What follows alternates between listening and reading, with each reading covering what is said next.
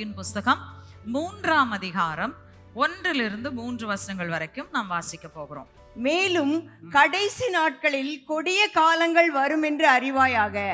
எப்படியெனில் மனுஷர்கள் தற்பிரியராயும் பணப்பிரியராயும் வீம்புக்காரராயும் அகந்தை உள்ளவர்களாயும் தூஷிக்கிறவர்களாயும் தாய் தகப்பன்மாருக்கு கீழ்ப்படியாதவர்களாயும் நன்றி அறியாதவர்களாயும் பரிசுத்தம் இல்லாதவர்களாயும் சுபாவ அன்பு இல்லாதவர்களாயும் இணங்காதவர்களாயும் அவதூறு செய்கிறவர்களாயும் இச்சை அடக்கம் இல்லாதவர்களாயும். போதும். இப்போ இதுல நம்ம பாக்குறோம், இங்க சொல்லப்பட்டிருக்கிற அந்த வார்த்தை அவதூறு செய்கிறவர்கள் அப்படின்னு சொல்லும்போது கிரேக்கத்துல டியபலாஸ் அப்படின்ற வார்த்தை பயன்படுத்தப்படுகிறது. இந்த வார்த்தை குறிப்பாக சாத்தானை சொல்வதற்கு பயன்படுத்தப்பட்டிருக்கிற ஒரு வார்த்தை. இதற்கு அர்த்தம் என்னன்னு சொல்லி பார்த்தீங்கன்னா, பிறரை அவதூறு பண்ணுகிறவன் அல்லது பொய்யாய் குற்றம் சுமத்துகிறவன் என்பதுதான் இந்த வார்த்தையினுடைய அர்த்தம். ஸோ சாத்தானுக்கு என்ன பேர் இருக்குதோ அதே தான் இங்க போட்டிருக்கு. அதாவது அவதூறு செய்கிறவர்கள் என்பவர்கள் யாருக்கு சமமா இருக்கிறாங்க? சாத்தானுக்கு தான் சமமா இருக்கிறாங்க. ஏன்னா அவனுடைய தன்மையை தான் அவர்கள் தரித்து கொண்டிருக்கிறார்கள். புரியுதா உங்களுக்கு? ரைட். இவன் இன்னைக்கு நேத்தன் இல்லை இந்த அவதூறு செய்கிறது. எங்க இருந்து ஆரம்பிச்சதுன்னா, உலகம் எப்பொழுது ஆரம்பித்ததோ, உலகம் எப்பொழுது தோற்றுவிக்கப்பட்டதோ அன்றிலிருந்து ஆரம்பித்தது இந்த அவதூறு. வாசிங்களேன், லேவியராகமம் 19ஆம் அதிகாரம் 2ஆம் வசனம். நீ இஸ்ரவேல் புத்திரரின் சபை அனைத்தோடும் சொல்ல வேண்டியது என்னவென்றால், உங்கள் தேவனும் கர்த்தருமாகிய நான் பரிசுத்தர், ஆகையால் நீங்களும் பரிசுத்தராயிருங்கள். ரைட். அவர் என்ன சொல்றாரு? நான் பரிசுத்தர், ஆகையால் நீங்களும் பரிசுத்தராயிருங்கள். Be holy like I am holy. Right. அடுத்தது பாத்தீங்கன்னா, இது வெறும் பழைய ஏற்பாட்டுல மட்டும் இல்ல, புதிய ஏற்பாட்டிலையும் அதே வாஞ்சை தான். சரி, பழைய ஏற்பாட்டில் தான் சொன்னார், புதிய ஏற்பாட்டிலலாம் அதெல்லாம் கிடையாது அப்படின்னு நினைச்சோம்னா, புதிய ஏற்பாட்டில் பாருங்களேன், ரோமர் 8ஆம் அதிகாரம் 29ஆம் வசனம். தம்முடைய குமாரன் அநேக சகோதரருக்குள்ளே முதற் பேரானவராய் இருக்கும் பொருட்டு தேவன் எவர்களை முன்னறிந்தாரோ அவர்களை தமது குமாரனுடைய சாயலுக்கு ஒப்பாய் இருப்பதற்கு முன் குறித்திருக்கிறார். தேவன் என்ன செய்திருக்கிறார்? தன் குமாரனுடைய சாயலை கொடுப்பதுதான் அவருக்கு வாஞ்சை. அவரை போல நாம் இருக்க வேண்டும் என்பதுதான் அவருடைய வாஞ்சியா இருக்கிறது என்று சொல்லி நாம் பார்க்கிறோம். ஆனா இங்க என்ன நடக்குது அப்படின்னு சொல்லி பார்த்தீங்கன்னா, சாத்தான் போய் சொல்றான், இல்ல அப்படியெல்லாம் இல்ல, அவர் நீங்க அவரை போல மாறிடுவீங்களோ அப்படின்றதுனால தான் என்ன சொல்லிட்டாரு, இந்த மரத்தின் கனியை மட்டும் நீங்க புசிக்க வேண்டாம், புசிக்க கூடாதுன்னு சொல்லிட்டாரு அப்படின்னு சொல்லி அவர் சொல்றத பார்க்குறோம். இங்க இருந்தா இந்த கேரக்டரே வருது. விளங்குதா?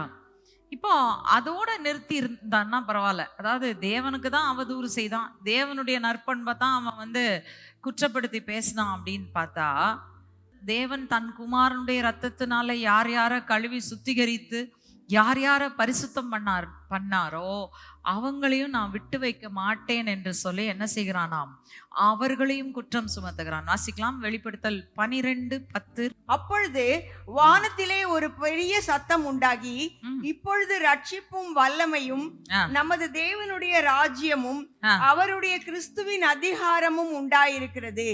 இரவும் பகலும் நம்முடைய தேவனுக்கு முன்பாக நம்முடைய சகோதரர் மேல் குற்றம் சுமத்தும் பொருட்டு அவர்கள் மேல் குற்றம் சாட்டுகிறவன் தாழ தள்ளப்பட்டு போனான். ஓகே, அவனுடைய நோக்கம் என்ன?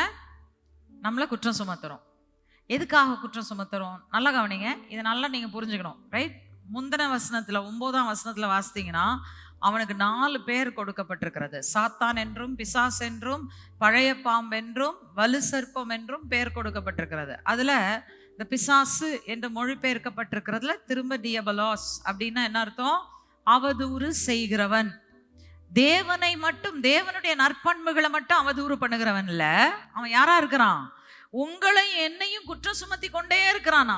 இப்ப நீங்க இப்படி வச்சுக்கோங்க, நீங்க ஒரு தப்பு செய்யல, ஆனா நான் உங்கள்கிட்ட சொல்றேன், நீங்க பாவீங்க, நீங்க இந்த தப்பு பண்ணிட்டீங்க, நீங்க தப்பு பண்ணிட்டீங்க அப்படின்னு நான் சொல்லிக்கிட்டே இருக்கேன்.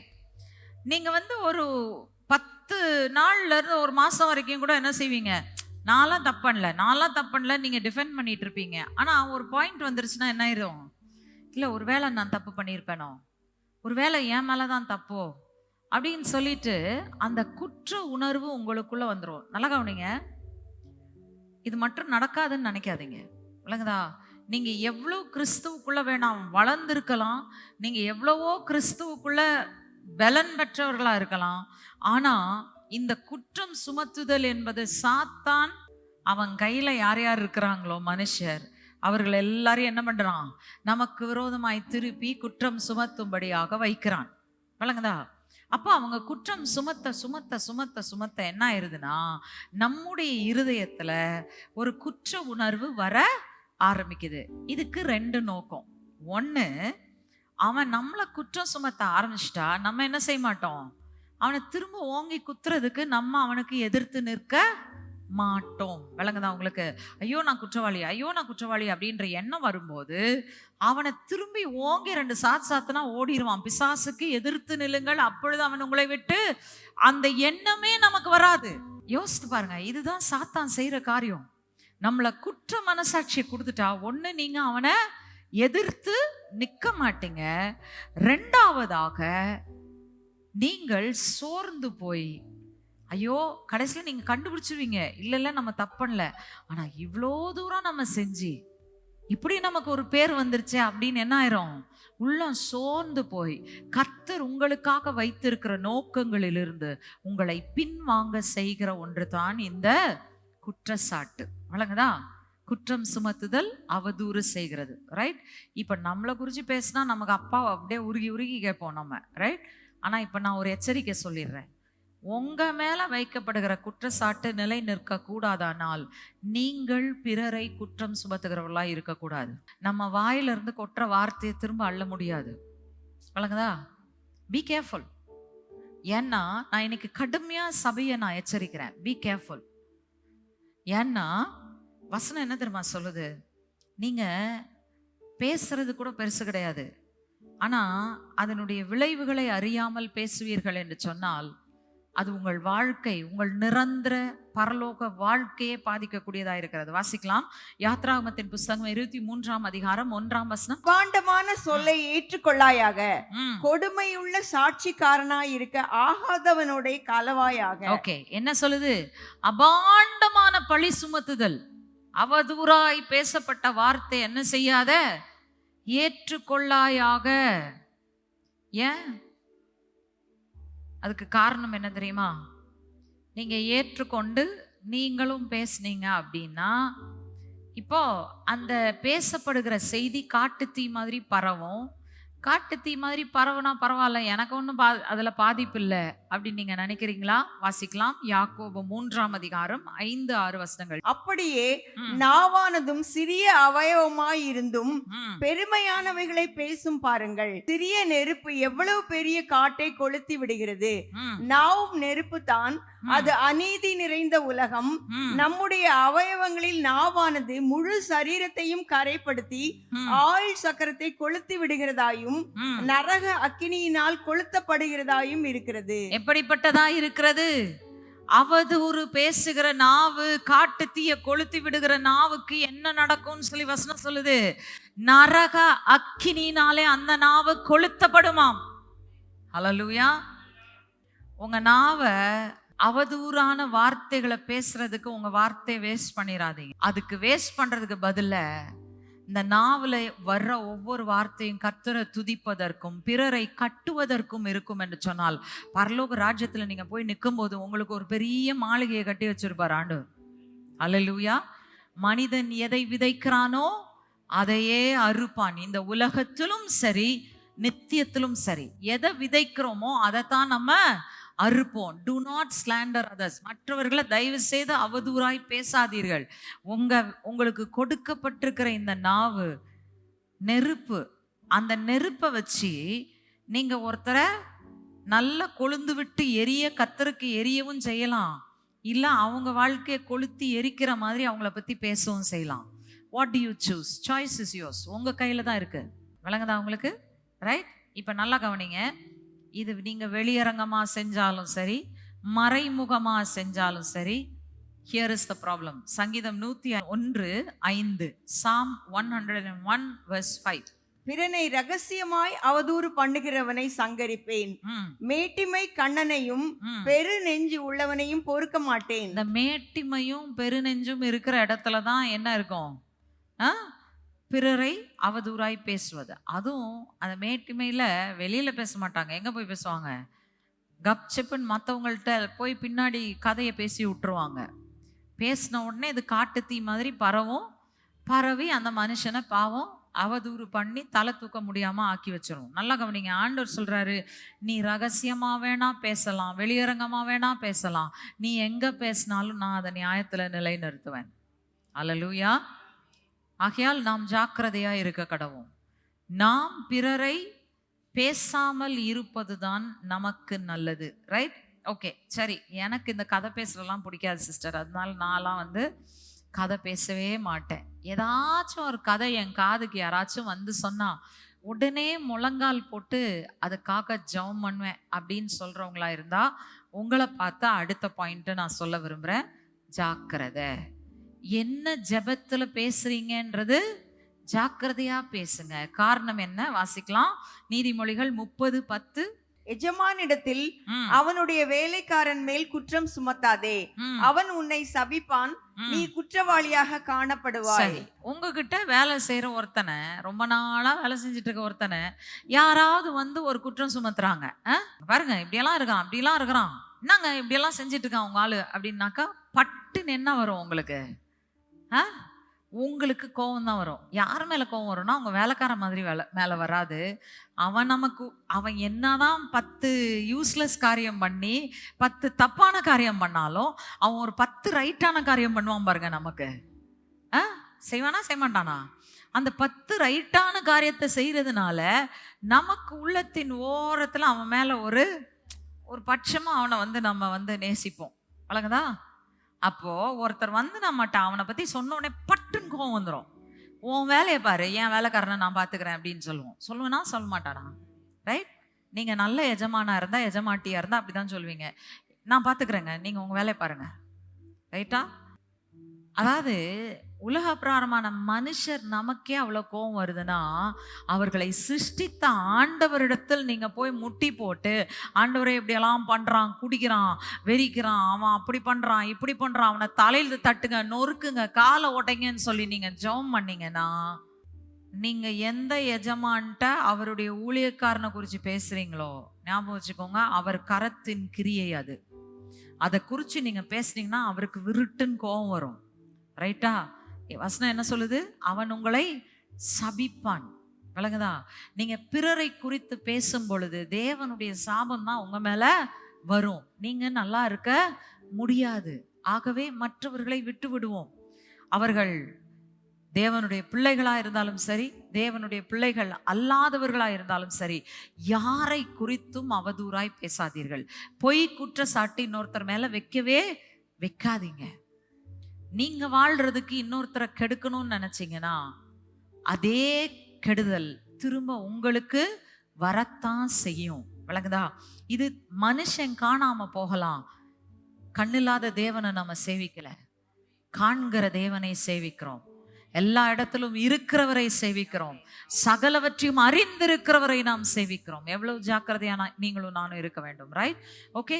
ஏன் அப்படி ஏற்றுக்கொள்ள மாட்டார் அப்படின்னா வாசிங்க, ரோமர் 8:33. தேவன் தெரிந்து கொண்டவர்கள் மேல் குற்றம் சாட்டுகிறவன் யார்? தேவனே அவர்களை நீதிமான்களாக்குகிறவர். மற்றவங்களை குறித்து நம்ம பேசுறதுக்கு நமக்கு அதிகாரமே கிடையாது, உரிமையே கிடையாது. ஆகவே நம்ம நல்லா யோசித்து பார்த்துக்குவோம். நம்ம பிறருக்கு விரோதமாய் பேசப்படுகிற வார்த்தையை கூட நம்ம எடுத்துக்கொள்ளக்கூடாது. எடுத்தீங்கன்னா உங்க காதுல புகுத்தப்படுகிற அந்த பொய்யான மாயான குற்றச்சாட்டு அவர்கள் மேல் அவதூறை நீங்கள் பேசவும் பரப்பவும் உங்கள் உள்ளத்தையும் திருப்பி விடும் என்பதை ஞாபகம் வைத்துக் கொள்ளுங்க. ஒரு உதாரணம் நான் உங்களுக்கு கொடுக்க விரும்புகிறேன். ரைட்? என்னாகமம் 12:1-2. எத்தியோப்பியா தேசத்து ஸ்திரீயை மோசே விவாகம் பண்ணியிருந்தபடியினால் மிரியாமும் ஆரோனும் அவன் விவாகம் பண்ணின எத்தியோப்பியா தேசத்து ஸ்திரீ நிமித்தம் அவனுக்கு விரோதமாய் பேசி, கர்த்தர் மோசேயை கொண்டு மாத்திரம் பேசினாரோ எங்களை கொண்டும் அவர் பேசினதில்லையோ என்றார்கள். கர்த்தர் அதை கேட்டார். ஓகே, நல்லா கவனிங்க. இங்க என்ன நடந்ததுன்னா, மோசேயும் அவருடைய சகோதரன் ஆரோன், மிரியாம் 3 பேர் இருக்காங்க. மோசே மீதியானிய ஸ்திரீயை திருமணம் செய்தபடியினால் அவர்கிட்ட அதை வச்சு குற்றம் கண்டுபிடிக்கலான்னு இவங்க 2 பேரும் புறப்பட்டு வந்துட்டாங்க. ரைட். ஆசாரியனுடைய வேலை உண்மையிலே சொல்ல போனா குற்றத்திற்கான நிவாரணத்தை செலுத்துறதுதான் ஒரு ஆசாரியனுடைய வேலை. ரைட். ஆரோன் யாரா இருக்க போறாரு? ஆசாரிய குடும்பத்தின் தலைவராக இருக்க போறார். இவர் குற்றமே இருந்தா கூட அதுக்கு பரிகாரம் செலுத்துறதுக்கு தான் வழியை பார்க்கணுமே தவிர இன்னொருத்தரை என்ன செய்யக்கூடாது, குற்றப்படுத்தக்கூடாது. நான் உங்களையும் பார்த்து சொல்றேன். ஏன்னா வசனம் சொல்லுது, நீங்களும் நானும் ராஜாக்களும் ஆசாரியர்களுமா இருக்கிறோம். இன்னொருத்தருக்கு குற்றத்திற்கான பரிகாரத்தை தேடி கொடுக்க முடிந்தால் நாம் அவர்களுக்கு உதவி செய்வோம், உணர்த்துவோம், கொண்டாடுவோம் திரும்ப ஆண்டவருடைய வழியில. விளங்குதா? அதை விட்டுவிட்டு அவங்க குற்றம் சுமத்தி அவங்கள அவதூறா பேசுறது நம்முடைய வேலை இல்லை. ரைட். இப்போ மோசே குற்றமற்றவர் அல்ல. அதுக்குன்னு ஆரோனும் மிரியாமும் குற்றமற்றவர்கள்னு சொல்லிட முடியுமா? நமக்கு நாமே பாவம் இல்லை என்போமானால் நம்மை நாமே வஞ்சிக்கிறவர்களா இருப்போம். இவங்க என்ன பண்ணிட்டாங்கன்னா இத கோபத்துல பேசிட்டாங்க. ரைட். பேசினதுக்கு மோசே உடனே ஏதாச்சும் பதில் சொல்லி இருக்கலாம். ரைட்டா? என்னை காப்பாத்தினாங்க, வனாந்திரத்துல எனக்கு சாப்பாடு கொடுத்தாங்க, நான் வீடே இல்லாம திரிஞ்சப்போ என்னை கூப்பிட்டு வீட்டுல வச்சு எனக்கு எல்லாம் செஞ்சாங்க, அதனால நான் அந்த வீட்டுல இருந்த மூத்த குமாரத்தையே நான் கல்யாணம் பண்ணிக்கிட்டேன்னு சொல்லி இருந்திருக்கலாமா? முடியாதா? இவர் வாயே திறக்கல. ரைட். வாயே திறக்காம இருக்கிறாரு. என்னாகமம் 12:9. கர்த்தருடைய கோபம் அவர்கள் மேல் மூண்டது, அவர் போய்விட்டார். கர்த்தருடைய கோபம் யார் மேல மூண்டது? பேசின 2 பேர் மேல மூண்டது. தப்பு பண்ண மோசே மேல மூளல. ரைட். மோசே என்ன பண்ணியிருக்காரு? மீதியானிய ஸ்திரியை கல்யாணம் பண்ணியிருக்கிறாரு. வேற ஜாதியில போய் பொண்ணு எடுத்திருக்கிறார். வேற ஜாதியில பொண்ணு எடுக்கிறது இந்த காலத்துல தப்பு கிடையாது. கிறிஸ்துவின் ரத்தத்தினால கழுவப்பட்டிருக்கீங்க. அன்னைக்கு ஏன் அது பிரச்சனையா இருந்ததுன்னா, இஸ்ரவேல் ஜனங்கள் ஆபிரகாமின் சந்ததியிலிருந்து உருவாகி தேவன் அவர்களை பிரித்து வைக்கப்பட்ட ஒரு சந்ததியா வச்சுட்டு இருக்கிறாரு. ஜாதிகளோடு கலவாமல் வைத்திருக்கிறார். காரணம் என்ன? ரட்சகர் அதன் வழியாய் வர வேண்டும். எத்தனை பேருக்கு புரியுது நான் சொல்றது? புரியுதா? உடனே சிஸ்டர் சொல்லிட்டாங்க, வேற ஜாதியில பொண்ணு எடுத்ததாங்க தப்பு அப்படின்ட்டாங்க அப்படின்னு சொல்லிட்டு ஆரம்பிச்சிடாதீங்க. ரைட். எனக்கு அது கெட்ட கோவம் வரும். இந்த ஜாதியை பத்தி மட்டும் பேசுனீங்கன்னா எனக்கு கெட்ட கோவம் வரும். ரைட். நான் கிறிஸ்துவினால கழுவப்பட்டவள். எனக்கு ஜாதி என்பது கிடையாது, உங்களுக்கும் கிடையாது.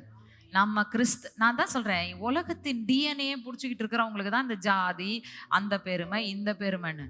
கிறிஸ்துவின் ரத்தத்தினால கழுவப்பட்டனா என்கிட்ட இருக்கிற ஜென்ம சுபாவம் எல்லாம் கழுவி வெளியில போயிருச்சு. ரைட். நான் கிறிஸ்துவினுடையவன், கிறிஸ்துவினுடையவள். I belong to Christ.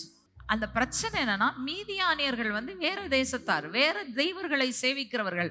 அதனால அவர் திருமணம் பண்ணது தப்பா இருந்தா கூட தேவன் தான் அனுமதித்தார். தேவன் தடுத்து நிற்கணும்னா நிறுத்தியிருப்பாரு. வழங்குதா?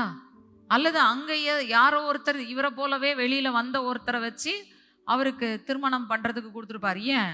ஆபிரகாம் ஈசாக்குக்கு பெண் கொள்வதற்கு அவ்வளவு தூரம் அனுப்பலையா வேலைக்காரன? முடியுமா? முடியாதா?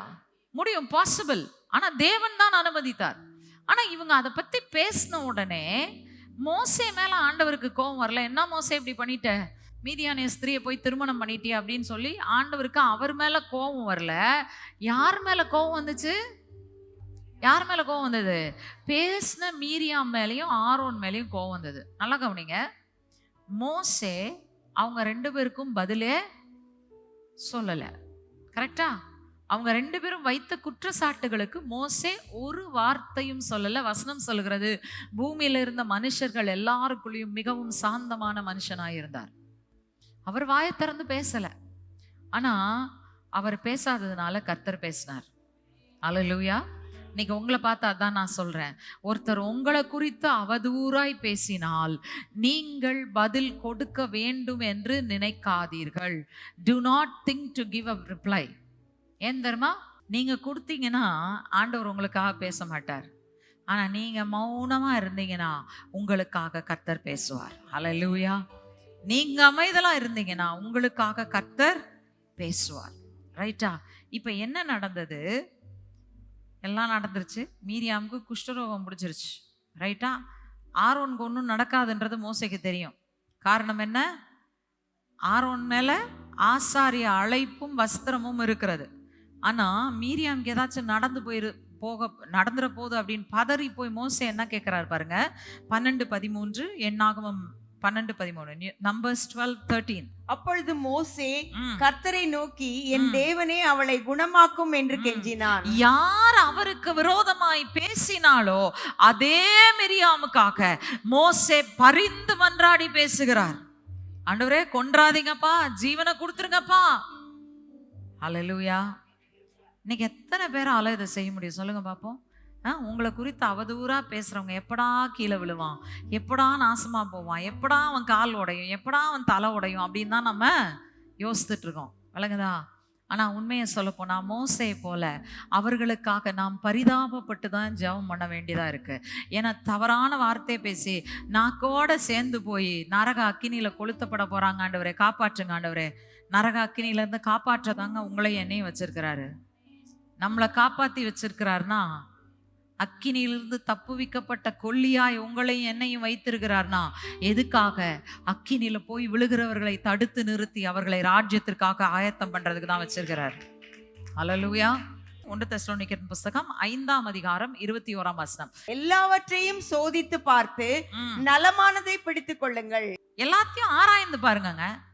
ஆராய்ந்து பார்க்கிறதுல தப்பே கிடையாது. ஒருத்தர் தப்பு பண்றாங்களா, சரியா நடக்கிறாங்களா, இவங்க சொல்றது ரைட்டா, இவங்க சொல்றது தப்பா, ஆராய்ந்து பார்ப்பதுல தவறே கிடையாது. ஆராய்ந்து பார்த்து அதுல ஏதோ தப்பு இருக்குன்னு நீங்க கண்டுபிடிச்சிட்டீங்க. நீங்க இன்னொருத்தரை பத்தி சொல்லப்பட்ட ஒரு செய்தியை ஆராய்ந்து பார்க்குறீங்க.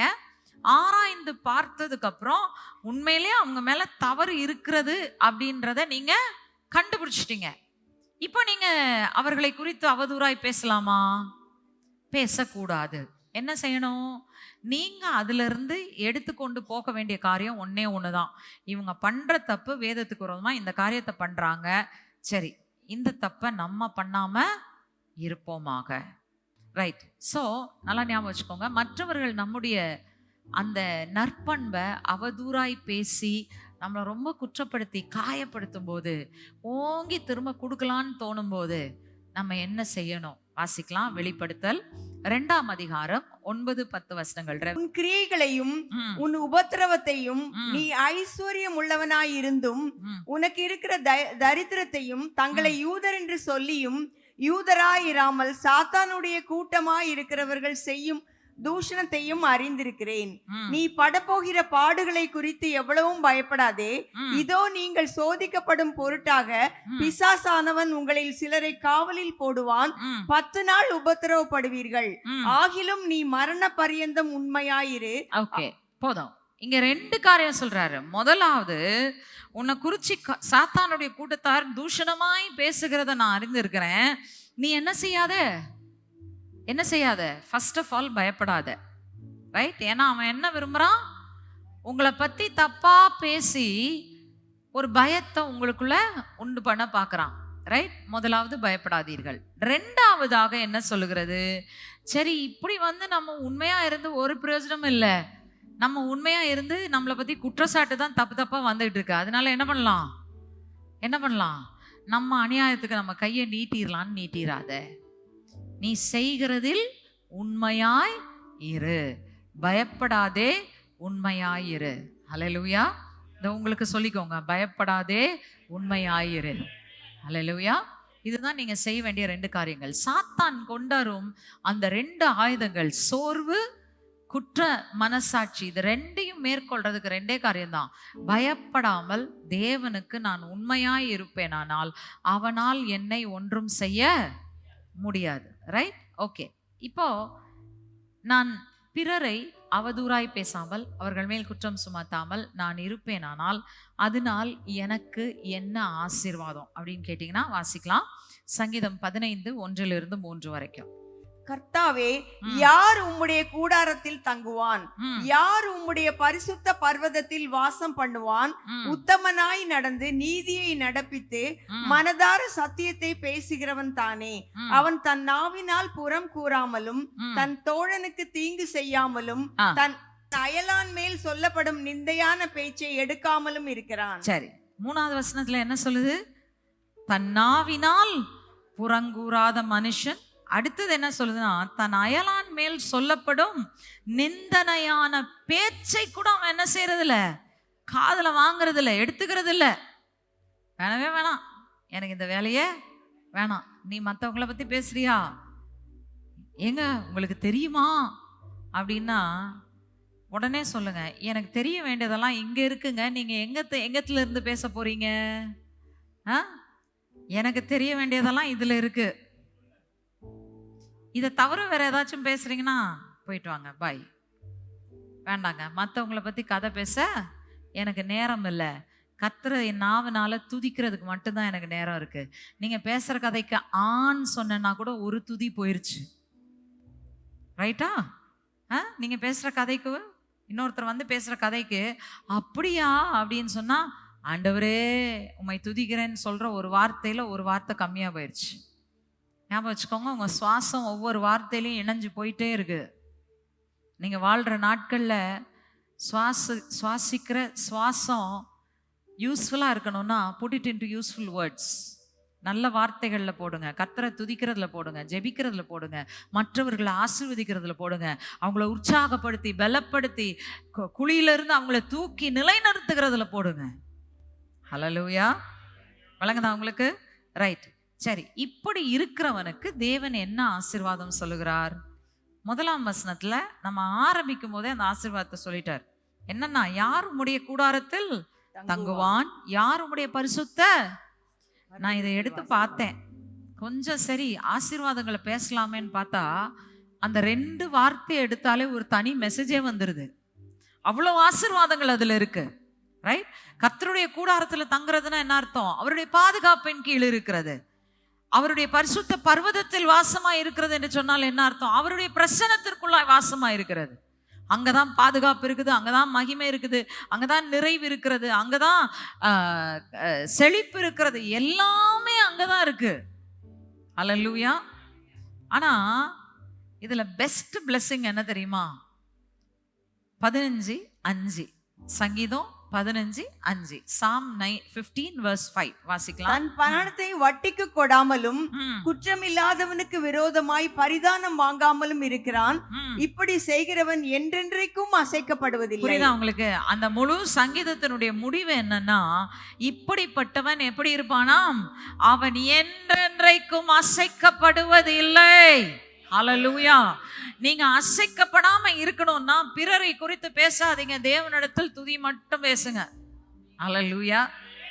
இன்னொருத்தரை பத்தி ஏதாச்சும் சொன்னாங்கன்னா ஸ்தோத்திரம் ஸ்தோத்திரம் ஸ்தோத்திரம் ஸ்தோத்திரம் ஸ்தோத்திரம் ஸ்தோத்திரம் ஆண்டவரே, நன்றி ஆண்டவரே அப்படின்னு சொல்லிருங்க. ஓகே? நீங்க ஸ்தோத்திரம் சொல்ல ஆரம்பிச்சோன்னே, என்னடா பைத்தியக்கார மாதிரி நான் என்ன கதை சொல்ல வர்றேன், இவன் ஸ்தோத்திரம் ஸ்தோத்திரம் ஸ்தோத்திரன்றான், நன்றின்றான். நான் சொல்ற கதைக்கு நன்றி சொல்லிட்டு இருக்காங்க. உங்க நன்றி ஆண்டவர்கிட்ட போகட்டும், அந்த கதை அணைஞ்சு போயிடும். காட்டு தீய நீங்க ஆஃப் பண்ணிட்டீங்கன்னா அதுக்குரிய பலனை ஆண்டவர் உங்களுக்கு கொடுப்பார். அல்லேலூயா. நம்ம பிறரை குறித்து அவதூறாய் பேசாமல் இருந்தால்தான் நமக்கு விரோதமாய் பேசப்படுகிற அவதூறுகளை கர்த்தர் காது கொடுத்து கேட்பார். அவர் கேட்கும் போது அதற்கு பதில் கொடுக்காமல் போக மாட்டார். அல்லேலூயா. எழுந்து நிற்போமா ஆண்டவருடைய சமூகத்துல? இன்னைக்கு எனக்கு ஒரு சாய்ஸ் இருக்கு. I have a choice to make. நான் பிறரை குறித்து அவதூறாய் பேசுவேனா பேச மாட்டேனா, அல்லது ஏற்கனவே நான் அவதூறா பேசியிருந்தேனா இன்னைக்கு நான் ஆண்டவர்கிட்ட மன்னிப்பு கேட்பேனா கேட்க மாட்டேனான்றதும் ஒரு சாய்ஸ், ரைட்? நீங்க உங்க கையில இருக்கு. சொல்ல வேண்டியதை நான் சொல்லிட்டேன், தீர்மானிக்க வேண்டியது உங்க கையில இருக்கு. இன்றைக்கு என்ன தீர்மானம் எடுக்க போகிறீர்கள்? கர்த்தருடைய சமூகத்துல, ஆண்டவரே நான் இது வரைக்கும் யார் யாரை அவதூறா பேசியிருக்கிறேனோ அது எல்லாத்துக்கும் என்னை மன்னிச்சிருங்கப்பா, மன்னிச்சிருங்க ஆண்டவரே. நான் பிறரை குறித்து நான் தவறா பேசினது, அவதூறா பேசினது எல்லாத்தையும் எனக்கு மன்னிங்கப்பா, மன்னிங்க ஆண்டவரே. உம்முடைய ஸ்தானத்தை எடுத்துக்கொண்டு மக்களை நான் ஒருவேளை நியாயம் தீர்க்கணும்னு நினைச்சிருந்தேன்னா அதையும் எனக்கு மன்னிச்சிருங்கப்பா. நான் யார் யார விரோதமா பேசினனோ, யார் யார தவறா பேசினனோ, யார் யாருக்கு விரோதமாய் அவதூறாய் பேசினனோ அவர்களை நான் ஆசீர்வதிக்கிறேன் ஆண்டவரே என்று சொல்லுங்க. Say I bless them in Jesus mighty name. இயேசு கிறிஸ்துவின் நாமத்தினால் அவர்களை நான் ஆசீர்வதிக்கிறேன்ப்பா, ஆசீர்வதிக்கிறேன், ஆசீர்வதிக்கிறேன், ஆசீர்வதிக்கிறேன். ரேமா கலாமா சந்தரன மலவரவா, ரேபஹலமா தூரன மலமா ஷக்கர பலவா தூரன மலவரவா. ஹல்லேலூயா. எனக்கு விரோதமாய் பேசப்பட்டு இருக்கிற அவதூறான வார்த்தைகள், எங்களுக்கு விரோதமாய் அனுப்பப்பட்டிருக்கிற அந்த ஆயுதங்களாகிய வார்த்தைகளை இயேசு கிறிஸ்துவின் நாமத்தினால இப்பொழுது அந்த நாவுகளை நாங்க குற்றப்படுத்தி போடுகிறோம் ஆண்டவரே. எங்களுக்கு விரோதமாய் நிலைத்திருக்கும் எல்லா அந்த சாப வார்த்தைகள், எல்லா விதமான அவதூறு வார்த்தைகளை இயேசு கிறிஸ்துவின் ரத்தத்தின் வல்லமையினால நாங்க முறித்து போடுகிறோம் அப்பா. We break its power in the name of Jesus. ஆண்டவரே, குற்ற மனசாட்சியை கொடுத்து உம்முடைய சித்தத்தை செய்ய விடாமலும், சாத்தானுக்கு எதிர்த்து நிற்க விடாமலும் எங்களுக்குள்ள இருக்கிற எல்லா குற்ற மனசாட்சி இயேசு கிறிஸ்துவின் நாமத்தால் நாங்க முறித்து போடுகிறோம். We break its power in Jesus mighty name. கர்த்தர் ஒரு விடுதலை இன்றைக்கு தந்து நாங்கள் உமக்குள் களி கூற எங்களுக்கு கிருபை தருகிறக்காய் நன்றி ஆண்டவரே. தாழ்த்தி உம்முடைய சமூகத்திலே அர்ப்பணிக்கிறோம். இயேசு கிறிஸ்துவின் நாமத்தில் ஜெபிக்கிறோம் பிதாவே, ஆமென்.